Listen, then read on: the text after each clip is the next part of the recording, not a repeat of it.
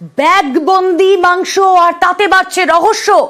জোকায় বস্তাবন্দি মাংস উদ্ধার রহস্য। জোকা ইএসআই হাসপাতালের কাছে এই যে মাংস উদ্ধার, এই যে বস্তাবন্দি মাংস, সেটা কোথা থেকে এলো, কে রেখে গেল? উদ্ধার হওয়া মাংস হাড় কোনো পশুর, এমনটা প্রাথমিক অনুমান। আর প্রাথমিক পরীক্ষার পর দাবি এমনটাই চিকিৎসকদের। কিভাবে হাসপাতালের সামনে এই ব্যাগবন্দি মাংস? তদন্তে পুলিশ।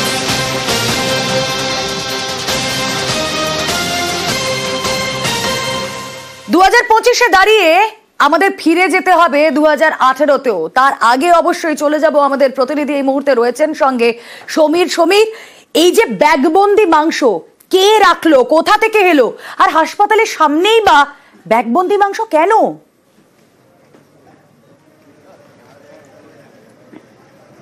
রুমেলা, দেখো, হাসপাতালের মধ্যে নয়, হাসপাতালের ভেতরে একদম, যেখানে বয়েজ হোস্টেল আছে, সেই হোস্টেলের ক্যান্টিন আছে, সেই ক্যান্টিনের ঠিক পেছনটায় যখন সকালবেলায় যখন ক্যান্টিনের একটি কর্তৃপক্ষ তখন দেখতে পায় যে কুকুরে কোনো মাংস খাচ্ছে, তখন ও যখন সামনে যায় তখন গিয়ে দেখে 3 পিস বড় বড় টুকরো মাংস ব্যাগে ভর্তি রাখা আছে, যেটা কুকুর খাচ্ছিল।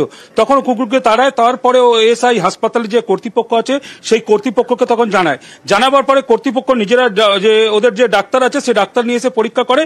তারাও কিছু বুঝতে পারছে না ওটা কিসের মাংস।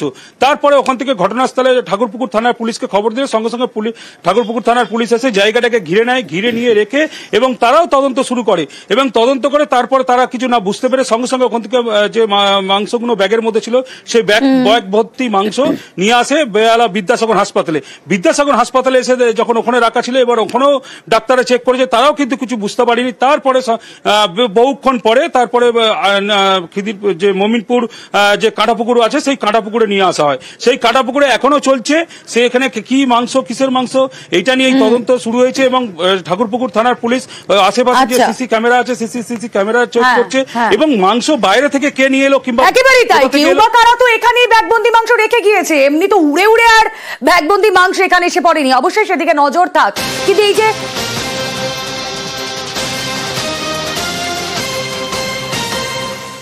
আপনাদের বলছিলাম 2018-র কথা, 2025-এ দাঁড়িয়ে 2018-র কথা কেন বলতে হচ্ছে? তাহলে কি ফিরছে ভাগার মাংসের স্মৃতি? জোকায় পশুর মাংস উদ্ধারে জোরালো রহস্য। 2018-এ উদ্ধার হয় ভাগাড়ের মাংস। বজবজ এলাকায় পাচারের সময় উদ্ধার হয় মাংস। নিউজ 18 বাংলায় প্রথম এই খবর দেখানো হয়। ইএসআই এর সামনে পশুর মাংস উদ্ধারেও সেই প্রশ্ন উঠছে। কথা বলবো, আমাদের প্রতিনিধি সমীর রয়েছেন সঙ্গে। সমীর, এই যে 2018 সেই ভাগাড়ের মাংস আর 2025-এর এই যে ব্যাগবন্দি মাংস, এর মধ্যে কি সত্যিই কোনো যোগসূত্র রয়েছে?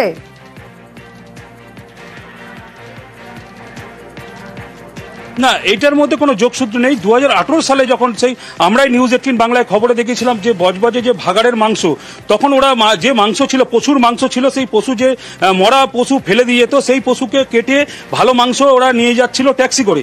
সেই মাংস তারপরে আস্তে আস্তে পশ্চিমবাংলায় যখন এরকম ছড়িয়ে যেত, সেই নিয়ে যখন খবর দেখাবার পরে প্রশাসন থেকে নড়ে চড়ে বসে পশ্চিমবাংলা কেন পুরো ভারতবর্ষ জুড়ে এই ভাগাড়ের মাংস দেখানো হয়েছিল। সেই ভাগাড়ের মাংসের পরে 2018 সাল আর আজকে হচ্ছে 2025 সাল, সেই মাংস, সেই রকমই মাংস এখানে একটা ব্যাগবন্দি পাওয়া গেল। এখন ওই মাংসের সঙ্গে এই মাংসর কোনো যোগসূত্র আছে সেটা এই মুহূর্তে আমরা বলতে পারবো না। ঠাকুরপুকুর থানার পুলিশ তদন্ত। আচ্ছা সমীর, তুমি আমাদের সঙ্গে থাকো, কিন্তু আপনাদেরকে, আমাদের দর্শকদেরকে জানাবো এই মুহূর্তে ময়না তদন্তের প্রাথমিক অনুসন্ধানে কি জানা গিয়েছে এখনো পর্যন্ত। প্রাথমিক অনুসন্ধানে এই ব্যাগবন্দি মাংস তা মানুষের নয়, তাহলে তা কিসের? কথা বলবো, আমাদের প্রতিনিধি অমিত রয়েছেন সঙ্গে। অমিত, দেখো, জোকা ইএসআই হাসপাতালে বয়েজ হোস্টেলের পেছন থেকে যে ব্যাগবন্দি যে মাংসপিণ্ড বা হাড় পাওয়া গেছিল তা ইতিমধ্যে ময়নাতদন্ত করা হয়েছে। এটা মানুষের নয় বলে জানা যাচ্ছে এবং ময়নাতদন্ত প্রাথমিক অনুসন্ধান তাতে বলা হচ্ছে মনিটর লিজার্ড, অর্থাৎ গোসাপ জাতীয় কোনো গোসাপের একটি মাংস বলে কিন্তু প্রাথমিকভাবে পুলিশকে জানানো হয়েছে। যারা ময়নাতদন্ত করছেন তারা এক্সপার্ট। সেক্ষেত্রে এই মনিটর লিজার্ডের ছাল ছাড়ানো মাংস কিভাবে বয়েজ হোস্টেলের পেছনে এলো, এটা নিয়ে কিন্তু পুলিশের তরফে ইনভেস্টিগেশন করা হবে। তারা আলাদাভাবে মামলা রুজু করবে এমনটাই পুলিশ সূত্রে খবর। তবে আজকে সকালে ব্যাগবন্দি যে মাংসপিণ্ড হাড় পাওয়া গেছে তার নিয়ে রীতিমতো চাঞ্চল্য ছড়িয়েছিল। প্রাথমিকভাবে মনে হতেই পারে যে এটা কোনো মানুষের মাংসপিণ্ড রয়েছে, মানুষের মাংস ছিল কিনা বা কাউকে সেই অবস্থায় কাউকে কেটে ফেলে রাখা হয়েছিল কিনা সেই নিয়ে কিন্তু একটা ধোঁয়াশা তৈরি হয়েছিল বা রহস্য তারা বেরোছিল।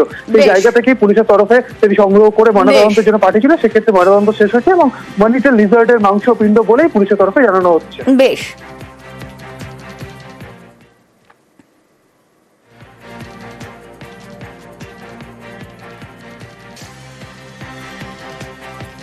এবার একটা অমানবিক খবর আপনাদের দেখাবো।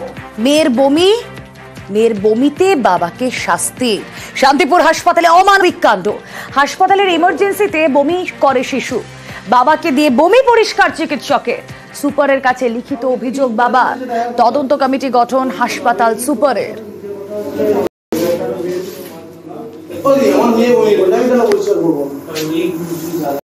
আপনি ট্রেনে বাসে যখন যান বমি পরিষ্কার করি না, আমরা করি না। ঠিক আছে, আপনার ব্যবহারটা খুব ভালো লাগলো আমার। ট্রেনে বাসে যখন আমরা কারোবারে বমি করে বা কারো আপনি ডাক্তারবাবুর সাথে আমি তর্ক করে ডাক্তারবাবু বলছে ভগবানের সুপার। না, ভগবানের না, আমাদের সুইপার নেই বলেই করা, আমাদের তো কোনো বলা হয় না। ইতিমধ্যেই আপনাদেরকে জানিয়ে রাখি যে হাসপাতালে কিন্তু ইতিমধ্যে রিপোর্ট তলব করা হয়েছে, সিএমওএইচ এর কাছে রিপোর্ট তলব করা হয়েছে। কিন্তু কি বলছে এই মুহূর্তে হাসপাতাল কর্তৃপক্ষ, কথা বলবো। আমাদের প্রতিনিধি রঞ্জিত রয়েছেন সঙ্গে। রঞ্জিত, এই ঘটনা একেবারেই কাম্য নয়। হাসপাতালে পরিষেবা পেতে যান সাধারণ মানুষ, কিন্তু সেখানে কেউ না থাকায় বমি পরিষ্কার করার জন্য রোগীর পরিবারকে কাজ করতে হবে। আপনি ট্রেনে বাসে যখন যান বমি পরিষ্কার করি না, আমরা করি না। ঠিক আছে, আপনার ব্যবহারটা খুব ভালো লাগলো। দেখো, ইতিমধ্যেই সুপার জানিয়েছেন হাসপাতালে সুইপিং স্টাফ অর্থাৎ সুইপার রয়েছে, কিন্তু এই যে ঘটনা ঘটেছে সেখানে তার জন্য সাফাই প্রাথমিকভাবে তিনি জানতে পেরেছেন যে ওই শিশুকন্যার বাবা তিনি বলেছেন বমি পরিষ্কার করবে। তবে যেই ভিডিওতে যে ভিডিও ভাইরাল হয়েছে, যে ভিডিও দেখা যাচ্ছে, সেখানে দেখা যাচ্ছে চিকিৎসক তিনি নিজে বলছেন যে বমি পরিষ্কার করার কথা। অন্যদিকে আরেকটি কথা কিন্তু অত্যন্ত গুরুত্বপূর্ণ, সেটা হচ্ছে যে ট্রেনে বাসে বমি করলে তখন কি করতেন। যে এই যে বিষয়টি উঠে আসছে, সেখানে একজন কর্তব্যরত চিকিৎসক, সেখানে একজন মুমূর্ষ রোগী বা একজন শিশু কন্যাকে তার বাবা যখন চিকিৎসা করাতে আসেন, সেখানে বাচ্চাটি বমি করে দেয়। সেই বমি কেন পরিষ্কার করতে হবে? এই ঘটনা সত্যি বেনজির। ডাক্তারবাবু কি করলো, বাচ্চার বাবা কোথায়, লোক পাঠাচ্ছে, বাচ্চার বাবা কোথায়, যে বমিটা আমাকে পরিষ্কার করতে হবে।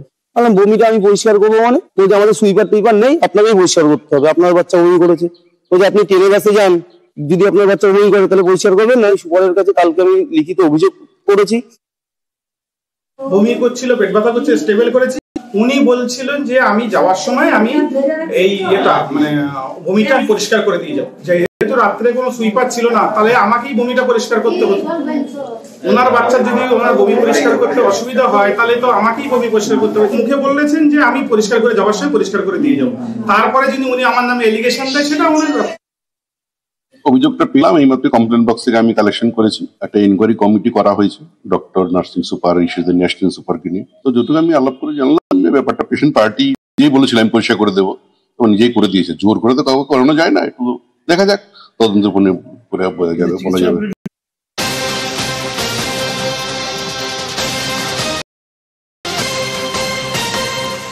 হাসপাতালে মেয়ের বমি পরিষ্কার করতে হচ্ছে বাবাকে। সিএমওএইচ এর রিপোর্ট তলব স্বাস্থ্য দপ্তরের। শান্তিপুর হাসপাতালের ঘটনায় রিপোর্ট তলব করা হয়েছে। অভিযোগের সত্যতা প্রমাণে কড়া পদক্ষেপের হুঁশিয়ারি। জানি যে স্বাস্থ্য ভবন থেকেও রিপোর্ট তলব করা হয়েছে এবং জেনারেল হাসপাতালে যে আরকেএস এর মেম্বার চেয়ারপারসন ওনারাও পৌঁছেছেন, ওখানকার বিধায়কও পৌঁছেছেন এবং বিষয়টা দেখা হচ্ছে। এরকম তো হওয়ার কথা নয়, তবু দেখি ইনকোয়ারি রিপোর্টটা এলে আরো পরিষ্কার বলতে পারবো। আমাদের ডাক্তারদের প্রত্যেকেরই একটা দায়িত্ব থাকে, কিন্তু আমরা দেখছি বাবা খুবই অপমান মনে করছেন, ভাবা উচিত।